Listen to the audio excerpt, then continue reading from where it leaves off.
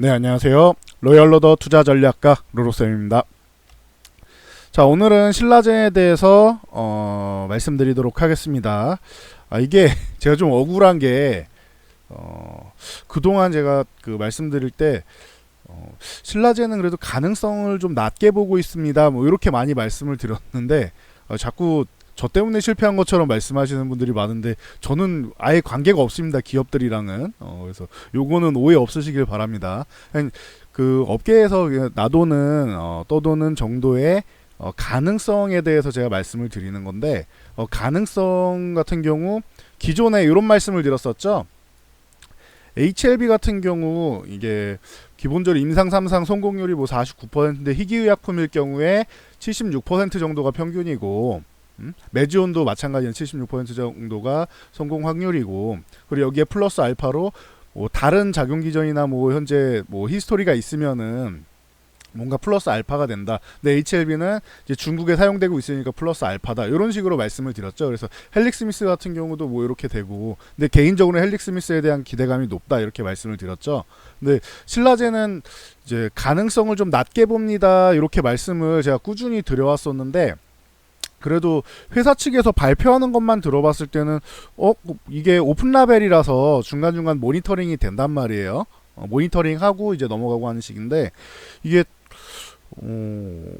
임상 중단 정도 되지, 임상 중단은 안 될 거다, 뭐 요 정도의 합리적 의심은 할 수 있을 정도로 회사에서 긍정적으로 발표는 했어요. 물론 그래도 임상 성공 가능성은 낮은 편이다라고 꾸준히 언급드렸죠. 근데 이게 뭐 저 때문에 임상이 실패한 건 아니니까 요거는 오해 없으시길 바랍니다. 저는 꾸준히 말씀드렸지만 성공 확률은 낮지만 기적이 일어나기를 바라는 사람입니다라고 항상 말씀을 드렸죠. 잘 됐으면 좋겠는데 확률은 좀 낮다.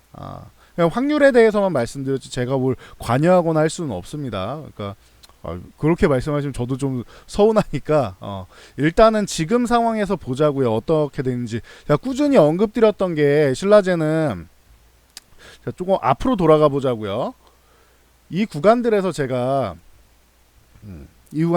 계속 말씀드린 게 요 팍스넷에서, 솔직히 팍스넷 이 사람들 잘못도 아니에요. 이거는 이 사람들도 본인들이 생각한 거를 그냥 보도자료를 냈는데 좀 너무 악성으로 내지 않았느냐. 그래서 이런 부분에 대해서는 저는 이런 건 좋아하지 않습니다라고 말씀드린 거고, 너무 인기 끌려고 한 것 같잖아요. 그러니까 이런 거는 또 자극적인 걸 제가 그렇게 좋아하는 사람은 아니니까.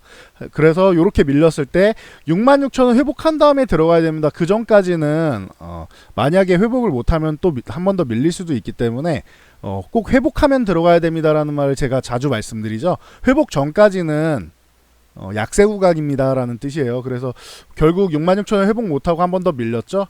그래서 제가 이 구간에 또 다시 말씀드린 게 58,000원을 이제는 회복해줘야 돼. 66,000원보다 여긴 멀잖아요. 한 차례 더 내려왔으니까 58,000원 요 구간을 회복해줘야 되고, 적어도 55,500원 여기는 안착을 하고 58,000원을 넘어가야 된다. 근데 이게 계속 여기서 한번 약세 구간이 나온 다음에 21선 맞고 쪼르륵 밀리고 21선 맞고 쪼르륵 밀리고 이게 반복되고 있죠.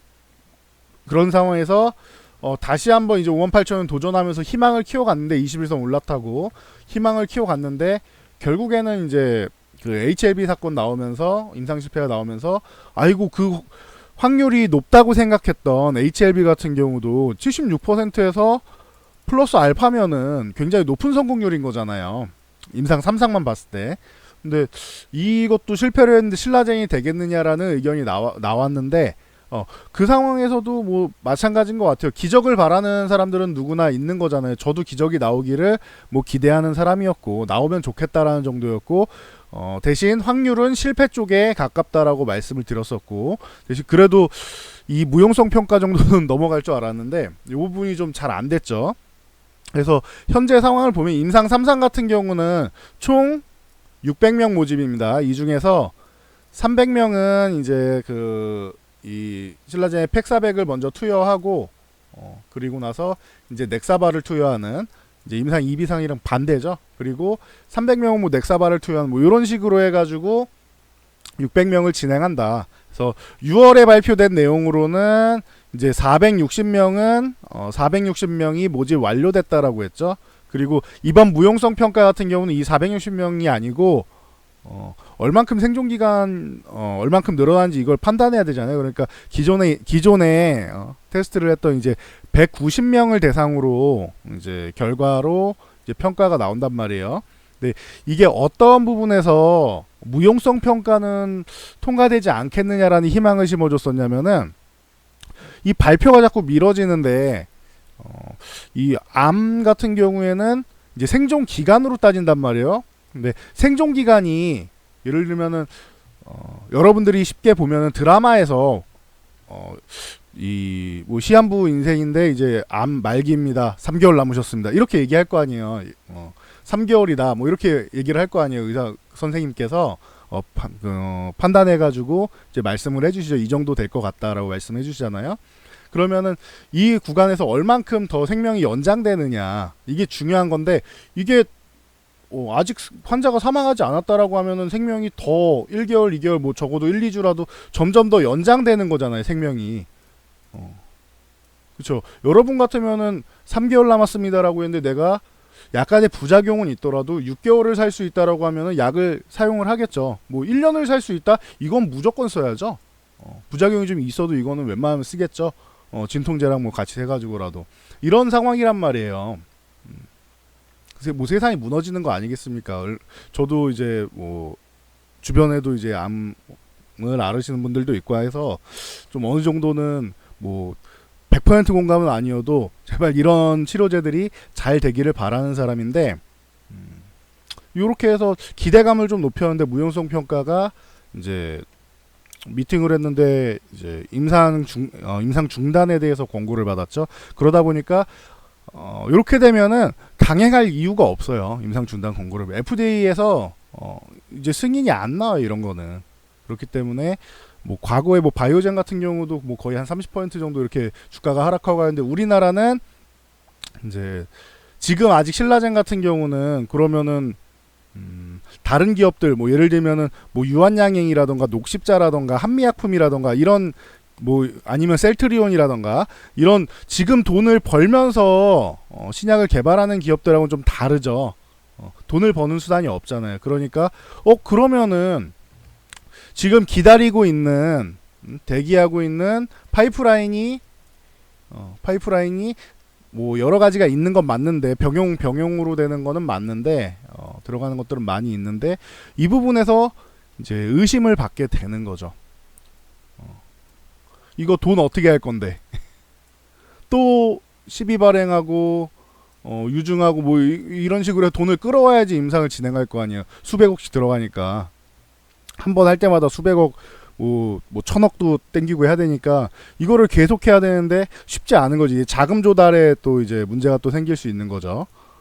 그리고 이런 식으로 시비 발행이나 이제 유증이나 이런 걸 하게 되면은 주가에서 한 번씩 이제 주가 희석에 대한 문제로 해서 주가가 하락이 나오기도 하고, 그러니까 여러 가지 측면에서 좀 어려운 거죠. 그리고 지금 일상 정도 뭐 들어가고 하는 이런 파이프라인에 대해서는 앞으로 마의 벽인 이상을 넘어가야 되는 구간이 필요한 거잖아요. 그러니까 요거는 너무 먼 일이고 미정이다 이렇게 보시면 돼요. 그래서 지금 구간에서 대응 방법 같은 경우는 신라젠을 뭐 예를 들면 뭐 10에서 20% 정도 보유하고 있다.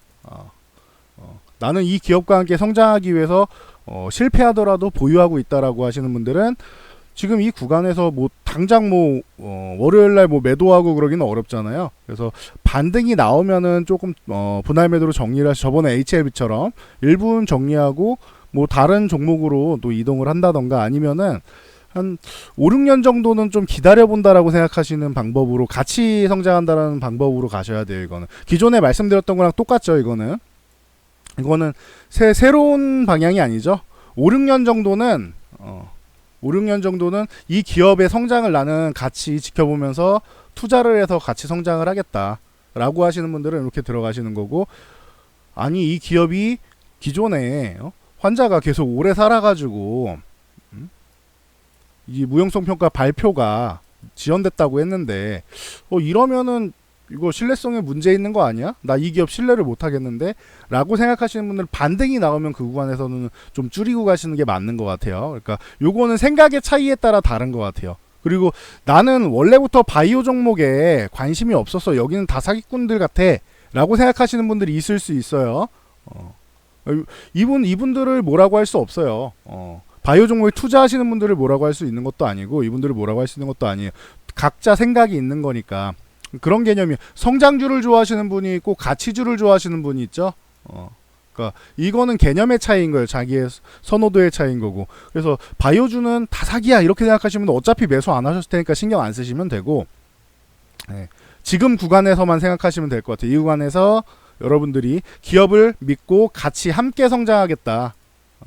함께 성장하겠다라고 하면은 요거는 한 5, 6년 정도 생각을 하시는 게 맞는 것 같고, 그리고 이 기업에 대해서 이제 가치가 좀 떨어진 거 아니냐, 임상 1상부터 언제 올라오냐, 그리고 5, 6년 투자할 수 있는데 그때도 확신이 없는 거 아니냐, 의심이 가기 시작했다라고 하시는 분들은 요거는 아마 월요일날 좀 더 추가 하락이 나오겠죠. 그리고 나서 뭐 주중이 됐던 언제가 됐건 반등이 좀 나오면은 그때 뭐 정리를 하고 교체하는 것도 방법일 수는 있을 것 같아요. 교체했다가 신라젠에서 다시 뭐 호재가 나오거나 하면은 그때 좀 수급이 좋아지거나 호재가 나오면 그때 다시 한번 들어오는 게 낫겠죠. 그래서 뭐 요거는 여러분들이 선택하시면 될 것 같아요. 1번, 2번 선택하시면 될 것 같고, 그리고 뭐 이 구간에서 제가 최근에 이 수급이 좀 들어온다라고 했던 구간들이 있었는데 계속 못 넘어가는 거는 참 요런 건 안타까운 것 같아요. 아마 수급이 강하지 못하다 이런 말씀을 드렸죠. 수급이 들어오는 거는 희망적인데 수급의 금액이 약하면은 안 된다. 제가 옵션 만기일이나 선물 옵션 만기일이나 이런 거 분석해 드릴 때도 제가 항상 말씀드리는 게 포지션은 상방 포지션이에요. 근데 금액이 너무 적은데 이러면 신뢰성이 떨어져요 라고 말씀드리죠. 그러니까 이런 것처럼 신라젠도 기존에 말씀드렸듯이 좀 대규모 물량이 좀 들어왔으면은 매수를 하거나 아니면 좀 더 좋은 상황이구나 하고 볼 수 있었을 텐데 그런 움직임이 좀 안 나와서 좀 안타깝습니다. 그래서 뭐 임상 실패한 거에 대해서 제가 부정적인 의견을 내서 그런 건 아닙니다. 그래서 그러니까 참고하시면 될 것 같고, 그래서 뭐 신라젠에 대해서 이 팩400에 대해서 좀 더 정확한 뭐 팩트를 원하신다라고 하시는 분들은 저보다 좀 더 강하게 이건 임상이 거의 실패한다라는 식으로 말씀하신 분도 있어요. 전에 제가 몇 번 소개해드렸는데 뭐 리서처 TV라는 분이 계셨죠.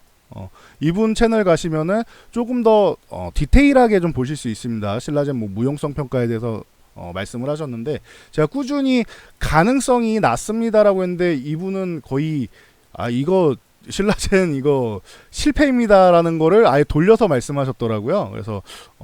그래서 뭐 요런 의견도 있구나라고 여러분들이 보고 가시면 좋겠다라고 제가 기존에도 많이 말씀을 드렸었는데 뭐 안타깝게 됐습니다. 요거는. 근데 이 부분에 대해서는 아까 말씀하신 대로 대응하시면 될 것 같아요. 내가 얼만큼 기업가 성장이냐 아니면은 의심이냐 이걸로 해서 나눠보시면 될 것 같고, 만약에 또 추가 하락이 나온다면 반등 타이밍이 나온다라고 하면은 여러분들이 어느 구간 정도에서 좀 정리할 수 있겠다라는 거는 이 반등의 강도, 하락의 강도와 반등의 강도를 보고 제 의견은 따로 한번 올려드릴게요. 그러니까 요거 보시는 분들은 이제 확인하시면 될 것 같습니다.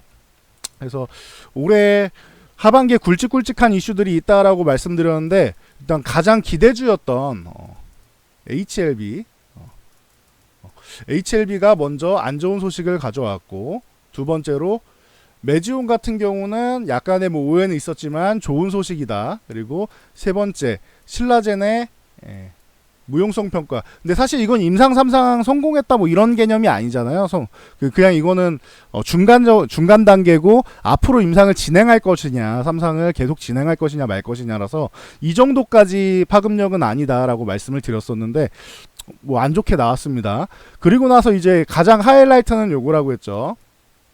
헬릭스미스. 제 개인적으로는 작년부터 계속 말씀드리게 올해 제일 기대하는 게 헬릭 스미스입니다라고 계속, 그때는 바이로메드였죠. 이 바이로메드 헬릭 스미스에 대해서 가장 기대감이 높다. 개인적으로는 성공 확률은 HLB를 제일 높게 봤는데 요거는 실패했고, 매지온을 그 다음 성공 확률로 봤는데 뭐 잠정적 성공이라고 나왔고, 신라제는 뭐 성공 확률이 워낙 뭐 낮다고 말씀드렸으니까 요거는 무용성 평가 정도는 돌파할 줄 알았는데 여기서는 이제 안 됐다 보시면 될 것 같고, 신라제는 이제 뭐 당분간은 뭐 어렵겠죠. 그리고 가장 기대감이 높은, 그러니까 성공률이 아니에요. 성공률이 아니고, 성공률은 HLB라고 말씀드렸고, 성공률이 아닌 성공했을 경우에 가치적으로 이 신약의 가치적으로 가장 높은 거는 헬릭 스미스라고 저는 봅니다라고, 그래서 기대감을 굉장히 높게 본다라고 꾸준히 언급드렸는데, 이제 헬릭 스미스 뭐 9월 뭐 넷째 주에 나오는 거 확인하면 되겠죠. 만약에 거기서 좋은 결과가 나오면은 아마 전체적으로 바이오의 투심이 좋아질 거라고 생각합니다. 그리고 헬릭 스미스가 좋은 결과가 안 나와도, 그러니까 VM20 DPN 쪽이 뭐 제대로 결과가 안 나와도, 좀 아쉬운 결과가 나오더라도 그 뒤에 또 하나 기다리고 있죠. 내년에 뭐 PAD 기다리고 있으니까 요거는 뭐 제가 기대하는, 둘 다 성공하면은 이거는 셀트리온 뺨치릴 정도로 좋은 소재가 아니겠느냐라고 개인적으로 생각은 하는데, 일단은 이거 지켜보자고, 괜히 설레발 치는 것보다. 왜냐면은 확률적으로는 HAB나 외지온보다는 떨어져요. 근데 기존에 있던 뭐 리리카라던가 뭐 이런 신발들, 이런 약효들이 진통제 수준인데, 그 진통 수준도 훨씬 더 이제 진통만 봐도, 진통제로만 봐도 이제 DPN이 더 좋고, VM20이 DPN이 더 좋고, 그리고 그 리리카나 뭐 신발타나 뉴로틴 이쪽보다도 더 길게 뭐 9개월 이상 뭐 이제 진통 효과가 간다고 하죠. 진통제 효과가. 그러니까 굉장히 뭐 긍정적으로 보고 있다라고 꾸준히 언급을 드렸습니다. 이게 좋아지면 그래도 신라젠도 마찬가지로 이렇게 좀 반등이 좀 나올 수 있을 것 같습니다.